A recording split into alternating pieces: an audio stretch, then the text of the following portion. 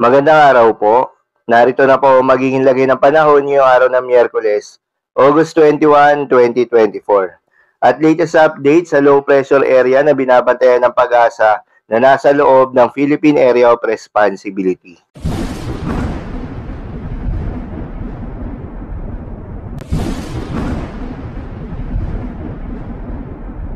Sa kasalukuyan na tayo sa Pag-asa, bahagya pang humina itong southwest monsoon o hanging habagat at halos wala ng epekto sa anumang bahagi ng ating kapuluan.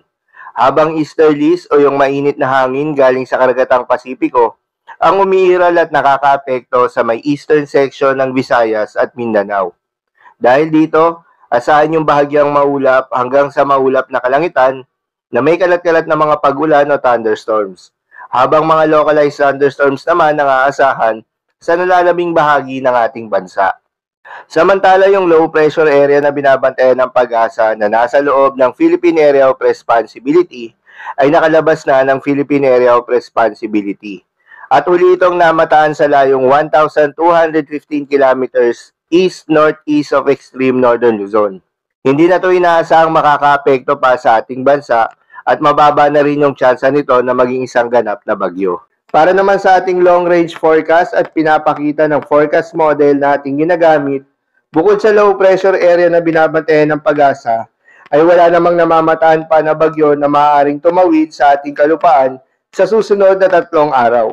Ngunit pinaghahanda pa rin tayo dahil ayon sa datos ng Pag-asa, ay posibleng 2 o 3 bagyo ang posibleng pumasok o mabuo sa loob ng Philippine Area of Responsibility ngayong buwan ng Agosto.